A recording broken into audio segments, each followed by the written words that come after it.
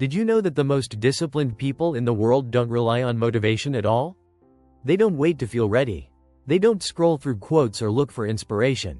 They build systems. They embrace discomfort. They train their minds like warriors. If you want to take control of your life, break bad habits, and build unstoppable self-discipline, you need to think like a Stoic. This philosophy isn't just ancient, it's shockingly relevant. And today, we're diving into 6 timeless Stoic principles that will rewire your mindset, reset your habits, and reshape the way you show up every day. This isn't theory. This is practice. Discipline isn't about punishment, it's about freedom. And once you truly understand that, everything changes. Let's get into it. Number 1. Voluntary discomfort. Train the mind through controlled hardship. Did you know the people we admire most, those with unwavering discipline, often seek discomfort on purpose? Not because they enjoy pain, but because they understand something most don't. Comfort is a trap, and struggle is a teacher. We all love comfort. The warm bed, the extra slice of pizza, the snooze button, the mindless scroll through social media. It feels good, right? Especially after a long day. But here's the secret that Stoicism reveals. The comfort you indulge in today could be weakening the muscles, both physical and mental, you'll need tomorrow. Marcus Aurelius, one of the most powerful men to ever walk the earth, chose to sleep on the floor at times, to walk without a cloak, to embrace cold weather when he didn't have to. Why? Because he knew that controlled discomfort trains the mind not to flinch at life's real challenges. When you practice small hardships, real ones don't scare you anymore. You don't break, you bend. You don't panic, you prepare. Let's get practical. Take a cold shower. Wake up 30 minutes earlier. Walk instead of driving. Fast for 12 or 16 hours. These aren't punishments, they're invitations. They signal to your brain, I'm not controlled by craving. I control craving. Think back to when you were a kid. Do you remember the freedom of playing outside, scraping your knees, falling down, and getting right back up? No one told you that you were training. But you were. You were learning resilience. You were unconsciously embracing discomfort because play required it. And you were stronger for it. But as we age, we start building walls around our comfort zones. We tell ourselves we've earned ease, rest, safety. And while rest has its place, too much of it is a slow poison. It dulls the edge. It blinds the warrior in you. So, ask yourself, what's one small hardship I can embrace today that will make me stronger tomorrow? Because the Stoics knew what modern science is just now confirming. Discomfort, when chosen, builds confidence. It reprograms the brain. It reminds you that you're not soft. You're sharpening. Number 2. Master your mornings. The Stoic power of routine and ritual. If you want to master your life, start by mastering your morning. It sounds simple, almost cliché. But the Stoics didn't believe in wasting sunrises. They believed the first few hours after waking were sacred ground, not to be surrendered to chaos, distraction, or laziness. Most people roll out of bed, grab their phone, and let the world pour in. Emails, news, notifications, anxiety. From that point forward, they're reacting, not creating. They're passengers in their own day. But the Stoic way? It's the opposite. It's about intentional action. It's about meeting the day like a soldier reports to duty, with clarity and calm. Marcus Aurelius would begin his day by reminding himself of the kind of people he would meet. Liars, the arrogant, the envious. And that none of them could disturb his peace unless he let them. That's not pessimism. That's preparation. That's a man getting emotionally dressed for battle. Modern life is noisy, but you don't have to be. A Stoic morning ritual doesn't have to be complex. Wake up, breathe, stretch, reflect, maybe journal, maybe read a few lines from a book that grounds you. Maybe just sit in silence and listen to your breath. The point isn't to do more. It's to do what matters, on purpose. If you've ever had a perfect morning, one of those rare days where you got up early, everything was calm, the coffee was hot, your thoughts were clear. You know how powerful that feeling is. It sticks with you. It's not just a good start. It's momentum. And momentum is everything. Remember when life was slower? Maybe you grew up in a small town, or maybe your grandparents did. Mornings weren't rushed. There was breakfast at the table. There were routines. There was reverence for the new day. And whether or not they knew it, that slowness, that rhythm, was Stoic in nature. Now, ask yourself this. What's stopping you from building that same reverence today? Is it time? Or is it just distraction? Your morning is your launchpad. Don't treat it like an afterthought. Curious what would happen if you gave yourself just 1 hour every morning, no distractions, no noise, no rushing, just calm, purpose, and presence? Try it, and you'll find it's not just about the morning. It's about who you become throughout the day. Blank. Underscore, blank. Number 3. Purpose over pleasure. Why discipline begins with a clear why? What drives you? What wakes you up in the morning besides your alarm clock? Most people chase pleasure, and they don't even realize it. The easy dopamine hit, scrolling through social media, binge-watching shows, junk food, gossip. It's not bad to enjoy things. But when pleasure becomes the purpose, discipline dies. Because pleasure never lasts, and it never satisfies. The Stoics believed that purpose, not pleasure, is the foundation of a disciplined life. Epictetus once said, "First say to yourself what you would be, and then do what you have to do." That's discipline. It's not punishment. It's alignment. It's choosing what matters over what's easy. When you know your why, discipline stops feeling like a burden and starts feeling like a commitment. You don't need motivation to get out of bed. You need meaning. You don't need willpower to resist temptation. You need a vision strong enough to make temptation look boring. Think about a time when you were laser-focused. Maybe it was studying for something important, working on a side hustle, getting in shape, or saving money.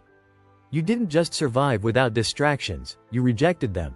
Not because you had to, but because your purpose was louder than your cravings. Maybe you remember your parents or grandparents working tirelessly, long hours, thankless jobs. And you ask yourself, why didn't they quit? Because they had something bigger than themselves driving them. Maybe it was family. Maybe it was survival. Maybe it was pride. But it was purpose. And that purpose made them unstoppable. We live in a time where everything screams for your attention. And it's easy to get lost. To forget why you started. To settle for quick wins and temporary highs. But that's not the Stoic way. The Stoics urge you to look deeper. Not just at what you want, but why you want it. Not just at what you're doing, but what you're becoming. Because discipline without direction is just rigidity. But discipline with purpose? That's freedom. Now imagine this. What would your life look like if every action you took was in service of a deeper mission? What would it feel like to wake up knowing exactly who you are, and exactly why you're doing what you're doing? That's not just a dream. That's Stoicism in action. Number 4. Detach from emotion. Respond, don't react. Have you ever said something in the heat of the moment, and regretted it the second it left your mouth? We all have. That flash of anger, the sharp comeback, the passive-aggressive jab. It might feel good for a second, but afterward? There's a wait. And if you're like most people, that moment replays in your mind hours later, sometimes days. You lie in bed thinking, why did I let it get to me? That's what the Stoics warned us about. Epictetus once said, it's not what happens to you, but how you react to it that matters. That line isn't just a quote for your Instagram bio, it's a battle plan. Because every day, life throws something at you. Rude people, unexpected bills, traffic, rejection, betrayal. You can't control the world, but you can control you. Stoicism teaches us to build a gap between stimulus and response. Between what happens and how we choose to feel about it. And yes, it is a choice. Most people don't realize that. They believe emotions happen to them. But the truth? Emotions are like wild horses. You can be dragged by them, or you can learn to ride them. You don't need to become cold or unfeeling. That's not Stoicism. Stoicism isn't emotional suppression, it's emotional mastery. It's being calm not because nothing bothers you, but because nothing owns you. Think about it. Some of the most powerful figures in your life growing up were probably the calmest. Maybe it was a grandparent, a coach, a teacher, someone who didn't yell when things went wrong. They spoke slowly, deliberately. They weren't passive, they were just in control. And that control? That left a mark on you. Now ask yourself, what if you could be that person in your own life? The next time something triggers you, a sarcastic comment, a broken plan, a sudden insult, pause. Don't respond right away. Just breathe. That second of silence? That's power. That's the start of real emotional discipline. That's what separates those who react impulsively from those who respond with purpose. Curious how far you could go if you weren't a slave to every feeling. Imagine a life where you handle drama without drama. Where people can't rattle you because your peace doesn't depend on them. That's not just Stoic thinking. That's emotional freedom. Blank. Underscore, blank. Number 5. Audit yourself daily. The Stoic habit that builds consistency. What if you could sit down every night and become just 1% better? No gym, no therapist, no app, just you, your thoughts, and complete honesty. That's what the Stoics did. Every night, they audited themselves. Seneca, one of the wealthiest and wisest men in Roman history, made it a point to ask himself daily, what bad habit have I cured today? What fault have I resisted? In what respect am I better? Not once a month, not once a year, every day. Because without reflection, there is no progress. We live in a world where it's easy to keep moving, scrolling, numbing. Most people avoid sitting quietly with themselves because they fear what they'll hear. But the Stoic doesn't fear the truth. The Stoic welcomes it, not to feel guilt, but to grow. Daily self-auditing is about asking the hard questions. Did I act out of anger today? Did I waste time? Did I speak when I should have listened? Was I present, or was I distracted? No one else needs to see the answers.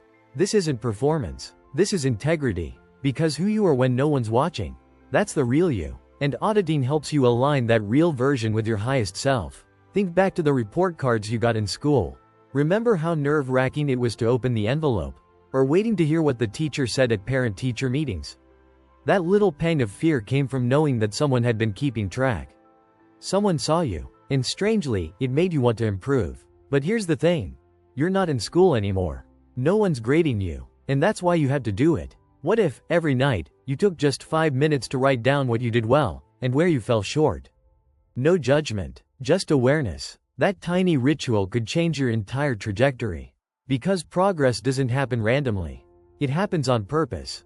Curious what patterns would emerge after 30 days of self-auditing?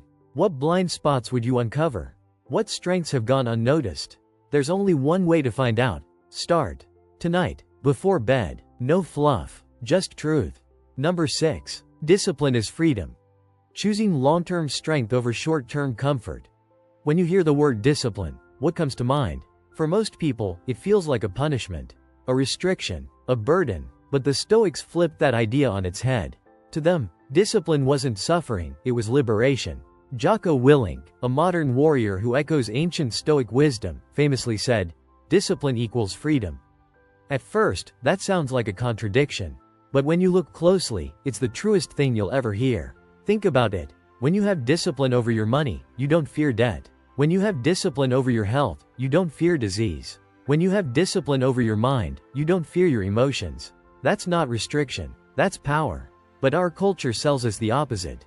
It glorifies indulgence. You deserve it. Treat yourself. Live for today. Sounds good, until today turns into regret. Until freedom feels more like chaos. And when your life is driven by impulse, even small responsibilities feel like chains. The Stoics knew better. They knew that true joy doesn't come from doing whatever you want. It comes from doing what's right, consistently. Even when it's hard. Especially when it's hard. Look at any successful athlete, artist, entrepreneur, or parent you admire. Do you think they got there by luck? No, they got there by showing up. By repeating the boring, hard, disciplined things that others skipped. Over, and over, and over again. It might not have been glamorous, but it gave them freedom. Freedom to choose. Freedom to say, no. Freedom to live on their own terms. Maybe you remember your mom waking up early to make breakfast. Or your dad working long shifts and still mowing the lawn when he got home.